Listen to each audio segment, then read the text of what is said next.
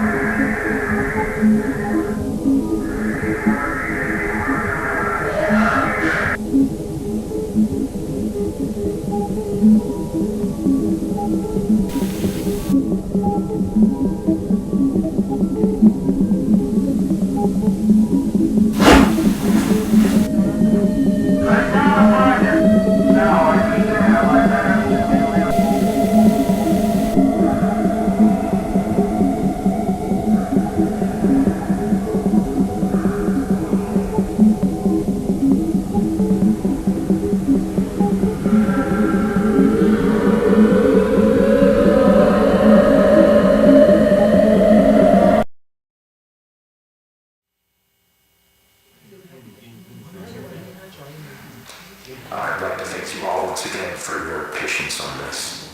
It has been a stressful 15 hours for all of us here, and while he cannot currently be with us, Dr. Beck sends his apologies regarding the numerous inconveniences caused by our decision to keep you here overnight. Now, it appears that the situation has reached a point of some stability. We're still looking into a few things, but I feel that we can now properly address what occurred without running into speculation. What happened last night should not have happened. Not here, not with us. What occurred was a gross misunderstanding that was the result of some severe information mismanagement. Even now, I believe most of you still have an incomplete idea of what took place last night. So before I fill you in, I need to address the fact that there has been information deliberately withheld from many of you on the project. Now, these choices were not made lightly and were done for only the best of reasons. However, I want to make it abundantly clear that following the events of last night, it has been proven to us that that method of conducting ourselves was not viable. So, I'm coming to you now to correct this mistake and begin delivering the authentic order of events as we understand them. On the morning of March 1st, a team of 4 researchers was sent into the complex to conduct their routine layout analysis. George Levy, Marvin Lee, Ronald McCarthy, and Peter Tench. At around 12:25 p.m., the group realized that they had lost track of Tench while traversing a previously accessed branch of hallways.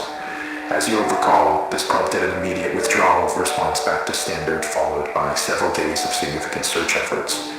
However, those ultimately yielded nothing, and as far as any of us were concerned, Tench had simply vanished, leaving no physical trace.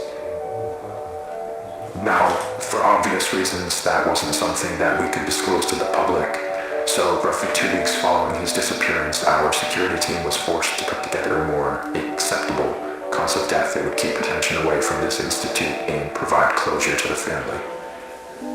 So that that is all close to common knowledge, I presume. Not all of you were with us at the time of the incident, however, you're certainly aware of the effects it has had on our internal procedures over the past few months. Regardless, that was where Tench's involvement in this came to an end. Or, at least, that's what we assumed.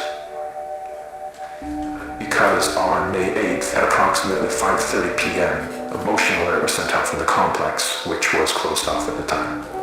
One of our senior engineers was sent down to assess the situation and discovered a male dressed in hazard gear who we were able to identify as Peter Tench. Immediately following this discovery, Tench was moved to a secure room on this floor where, over the following days, a select group of doctors were able to administer a panel of tests in order to determine what had happened to Peter in the 2 months he had been gone. Those tests yielded very little useful information. By all measures, Peter appeared to be in excellent health. However, we were still provided one very useful tool in understanding how the situation unfolded from his perspective. Some of you may recall that on the day of his disappearance, Tench was his team's designated camera operator. Well, when we recovered him, he still had that camera in his possession, and in fact had documented the entire ordeal. The footage will be presented in its entirety later today. However, for the purpose of this discussion, I will only be highlighting key events.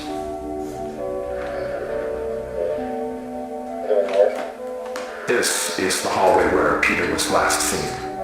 They're not in view, but you can hear the others walking behind him. Now, as he approaches the bench on the right here, pay close attention to the audio. Guys, can you hear this?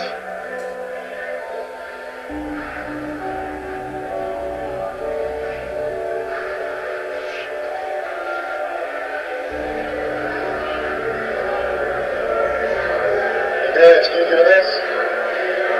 Hey!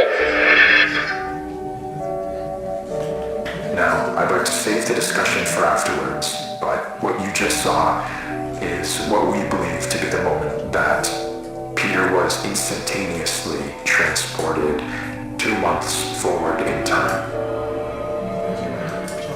Following that abrupt flash you just saw, Tench proceeds back out into the hallway in search of his team, but is without any indication of their presence. The next 30 or so minutes of the tape follow a fairly panicked Tench as he attempts to navigate his way back to the threshold. He does obviously find his way back. However, the threshold appears not as he knows it, but as it appeared on the date of May 8th. And this ties us back to the moment when we recovered him. So, to summarize, from his point of view, he had only been inside the complex for several hours. So to him, all of the new developments surrounding the threshold were completely foreign. Luckily, though, as I already mentioned, there were people available to manage the situation as it unfolded. And over the course of the following days, we were able to properly sit down with Peter and work with him to gain a collective understanding of what had happened. However, there was still the very significant fact that Mr. Tench was considered legally deceased as a result of the cover story, and reversing that would be no easy feat. He understood this and was willing to cooperate while we looked for a way to reintegrate him without raising suspicion. Unfortunately, though, that process ended up taking quite a bit longer than we had anticipated, and all the while Peter was sucked out here waiting idly by. We did our best to keep him engaged, but it is hard to combat the effects of prolonged sensory deprivation on the human brain, and as a result, Peter's mental state took a toll. Not to a degree that was outright concerning at first, but around the end of week 2, we noticed that he was starting to exhibit a number of behaviors common in patients diagnosed with paranoid schizophrenia, though we don't have reason to believe that Mr. Tench was afflicted with that condition. Whatever the case, while he didn't express it outright, from what we could gather, he appeared to have deluded himself into believing that he was still inside some sort of illusion created by the complex, and that we were secretly looking to do him harm. This all came to a head on the night of the 22nd, when, while Tench was finally about to be transferred to a temporary above-ground residence, he broke away from us and using stolen credentials, forced his way back into the complex where he would go undiscovered until just last night, when he ambushed and violently attacked Team B in room 14C, leaving Dr. Bloom in critical condition. We can presume that during the 2 or so days Temp spent in the complex, he let go of the idea that he could somehow escape through an alternate threshold, but still held on to the belief that all of us here were working to trap him in some way, despite our actions saying exactly the opposite. Immediately after firing a single shot from the Remington 870 to Dr. Bloom's side, Tench fled the scene and headed to the Threshold outpost, where he would turn the weapon on several more of you while progressing into Standard and through the lower offices. Given the abrupt and chaotic nature of the unfolding situation, it took our security team several moments longer than it ideally should have to figure out what was happening. But thankfully, while Tench was passing through one of the empty labs next to storage, Dr. Maxwell was able to act quickly and managed to disarm him, accidentally discharging the weapon into the ceiling in the process, though. However, Tench still managed to avoid apprehension, fleeing into the maintenance wing and evading our security staff by taking the freight elevator to the surface. Now, this situation could have played out very badly, given the potential number of witnesses around the building at the time.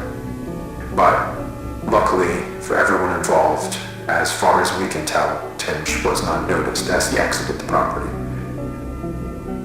Around 5 minutes later, our security team made it to the ground floor and began a thorough sweep in the direction of the hillside where cameras had last observed Tench. Now, there's no easy way to say this other than to just say it. I am terribly sorry to inform you all, but Mr. Tench was found deceased halfway down the hillside, the result of an extreme blow to the head. It appears that while he was running through some brush, he failed to anticipate a sudden dip in the ground and tragically fell forward into a large rock. Given the circumstances, it was not something any of us could have anticipated or prevented. The tragedy of the entire situation undoubtedly remains, but Dr. Tench, regardless of how troubled he was in his final days, was a brilliant man who gave his all to this project. He would certainly not want us hindering it in his name. What we're doing here is so much bigger than any one person. It is the work of a unified effort, and we need to ensure that that is never lost sight of, that we hold on to the pre-established notion that Peter is and has been deceased. That is done, and there is nothing more to be extracted.